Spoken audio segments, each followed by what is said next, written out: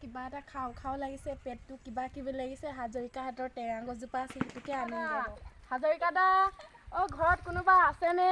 আপোনালোকৰ ৰভাব টেঙাজোপা বৰকৈ লাগি আছে, এটা খাবলৈ দিবনে? পাৰি লৈ যোৱা। এতিয়া টেঙাটো আনিলোঁ, বোৱাৰীকো মাতো আৰু একেলগে মিলিজুলি খাওঁ আৰু দুটাই। বোৱাৰী, বোৱাৰী, টেঙাটো থৈ লওঁ, প্লেট এখন লৈ আহোঁ। বোৱাৰীজনীক অথনিপৰা মাতি আছোঁ, ক'লে গ'ল বা এইজনী? টেঙাটো কোনে বা আনি থলে অকলে খামগে আৰু।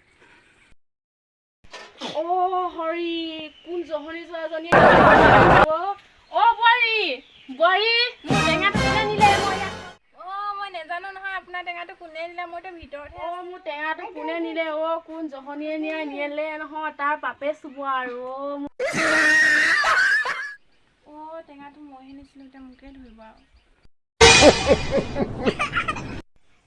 হৰি, টেঙাটো আনিলে মানে। আপোনাৰ টেঙা হ'ব বুলি কৈ কিনে মই নেজানো নহয়, মই ইয়াত পাইছিলো বুলিহে লৈ গৈছো। এতিয়া টেঙাটো আৰু দুজনে ভাগ কৰি খায় আৰু। মই আনিলো, তুমি এতিয়া চুৰ কৰি আনিলা।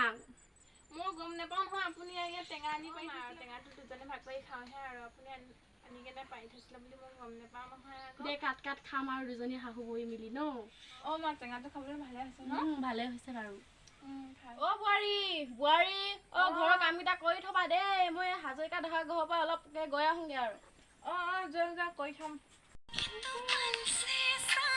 বোৱাৰী কাম চাম কৰিবলৈ দিছিলো, কাম কৰিলে নাই বা? সেইজনী ৰিলচ বনাই আছে। কালি বোৱাৰীবোৰৰ কাম নাই আৰু, all time reels reels reels. কথা ক'বলৈ আহিছে, আজিকালি যিহে বোৱাৰী আৰু ৰিলচ বনাই থাকে। বোৱাৰীক মাতিলে চোন, এতিয়া চাহ এটোপা বনাব দিলোহেঁতেন। শাহু বোৱাৰী লাগিমে আৰু কাজিয়া। বোৱাৰী, বোৱাৰী, চাহ একাপ আনা। উঠনি হ'লে ৰিলচ বনাই থকা কাৰণে হিংসা লাগিছিলে, এতিয়া আকৌ মোক চাহ খাবলৈ মাতিছে।